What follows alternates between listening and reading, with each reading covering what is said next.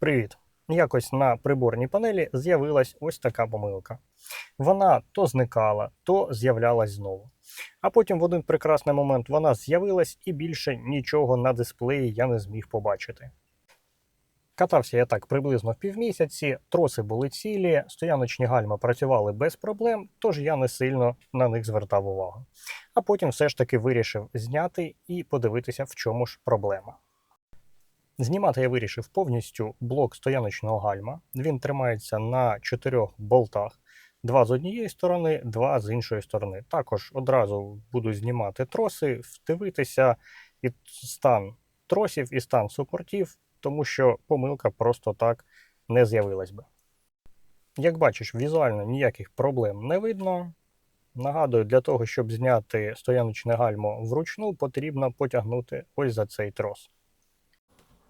До речі, поліз я сюди саме через те, що помилка висіла майже постійно.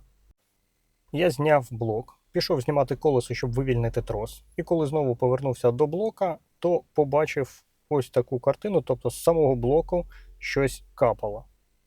І рідини там було доволі багато.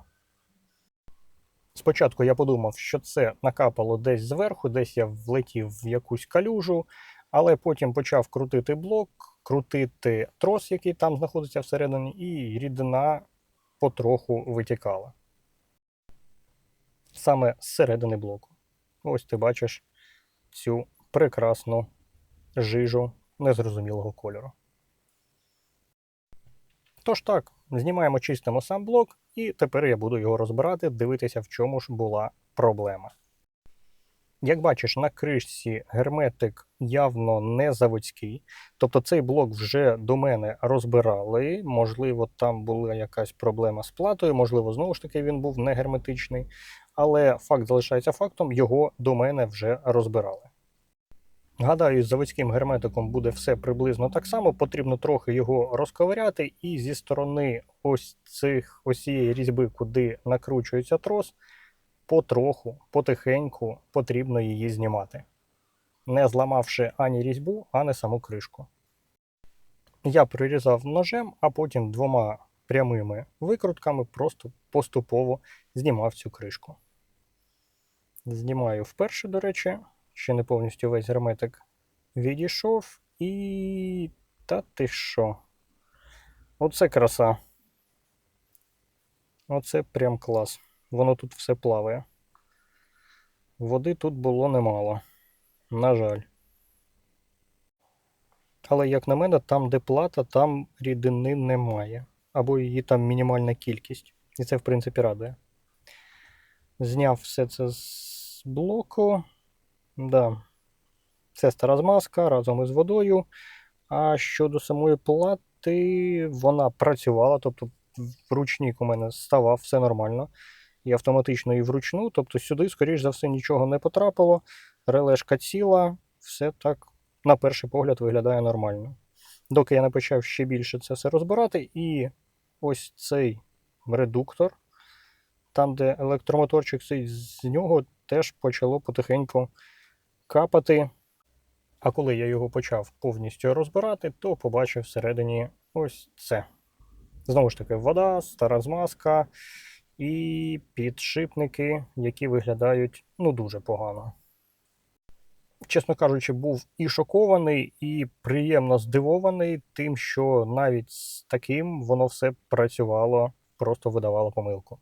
Ну, а це підшипник, який там стояв, до речі, там їх 2, і він, як бачиш, взагалі не обертається. Туди потрапила рідина, він заіржавів, і тепер він просто як прокладка, не знаю. Купив на ринку новий, номер можеш побачити, зупинивши відео.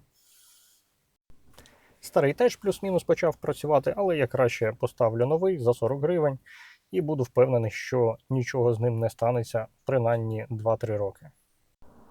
Все почистив і зібрав, і змазав. Моторчик, якщо тобі потрібно, можеш зупинити, записати номер. Тепер потрібно поставити ось цей датчик навантаження, який регулює затяг тросів. Ось тут він стоїть. І, в принципі, можна збирати. До речі, з того, що помітив, плата вкрита лаком і, можливо, її додатково ще вкривали лаком до мене. Цей блок регулюється сам, тобто ти його просто поставив, кілька разів поставив на ручник, зняв з ручника, і все, далі він працює в штатному режимі, сам себе контролюючи. Після того, як зібрав сам блок, вирішив передивитися на троси і, можливо, знайшов причину того, чому там з'явилась вода. Ось тут є кілька місць, де один трос лопнув, і другий трос так само протерся, і туди спокійно могла потрапляти вода, сніг, потім танути, і все це затікало всередину блока гальм. Ось через ці отвори воно спокійно могло потрапляти всередину самого блоку. Я думаю, так воно і було. Ну а самі троси цілі. До речі, це вже вдруге я буду міняти обидва троси. Перший раз я брав якісь турецькі, а сам, якщо не помиляюся, оце вони. А зараз взяв найдешевші NIT. А точніше не NIT, а NTY. Вони йдуть найдешевші зараз на ринку. І ось що я побачив, коли намагався поставити їх на місце. Резинка, яка має плотно ставати, не прилягає до корпуса. Вирішив перевірити, чи вона збігається з тою, що стояло. І як бачиш, знизу зліва це нова, а справа зверху та, що стояла у мене. Вона явно більша по зовнішньому діаметру і ширша. І вона просто так туди не залізе. Тож, як мінімум, коли ти взяв новенькі троси NTY, потрібно замінити ось ці ущільнювальні резинки. Ну, точніше, гумові кільця. Поставив старі, і як бачиш, тепер воно навіть однією рукою не стає, то потрібно трошки зусилля. Все. Перший трос на місці. Тепер подивимося, що там з другим. Одразу вирішив перевірити кільця, і знову ж таки зліва нове, справа старе. Різницю ти бачиш. Буду ставити старе, тому що воно в доволі гарному стані. Чесно кажучи, щось таке очікував, коли брав найдешевші. Ну і пробую другий новенький трос із старим кільцем. Так само щільно стає. Все добре. Але виникла ще одна проблема. Різьба на кільці, яка фіксує трос на блоку, має дуже погану якість. Погано вилита, не знаю. Тож я використав старе кільце.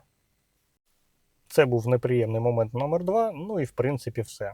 Далі блок ставлю назад, закручую гвинти. Один, до речі, я зламав, буде триматися в мене на 3, але гадаю, 3 буде достатньо, тому що вони реально великі і зусилля ніякого тут немає. У мене авто 11-го року, і ось ця термоізоляція вже почала іржавіти і доволі непогано. Залишається завести троси ось в ці канали, ну і далі зачепити їх за супорти. З однієї сторони він проходить біля вихлопної, тож тут маємо термоізоляцію на самому тросі. Вона прокручується і її можна поставити саме там, де знаходиться вихлопна труба. Ну і тепер невеличкий лайфхак, як легко поставити гальмівні троси на супорт. Я знімав оцю пружину, тому що вона не дає нормально поставити трос. Вона із доволі гарним зусиллям повертає ось цей флажок на місце, а його потрібно відтиснути максимально близько до супорта. Покажу все з іншої сторони, де трос ще не встановлений. Ось тут я зняв вже пружину. Ось вона. Знімається доволі легко плоскогубцями. І тепер флажок потрібно відвести в крайнє положення. Ось це не крайнє положення. Ось цей виступ має бути максимально щільно притиснутий до упора. Тільки тоді зможеш надягнути сам трос на супорт, ну точніше на флажок. Однією рукою зробити важко, тож телефон відкладу, відведу його в крайнє положення і ось тепер вже нормально зможу це тобі показати. Ось так він має виглядати, коли ти надягаєш сам трос. Я його заводив, знову ж таки, за допомогою плоскогубців. І однією рукою так само це важко зробити, тож я покладу телефон, заведу і все стане на свої місця. Тепер перевіряю, чи працює блок чи ні. Далі те саме, тільки під горку. Все працює, перевіряю це на схилі, ну а далі чищу помилки. Дякую за перегляд. Детальна інформація буде в описі.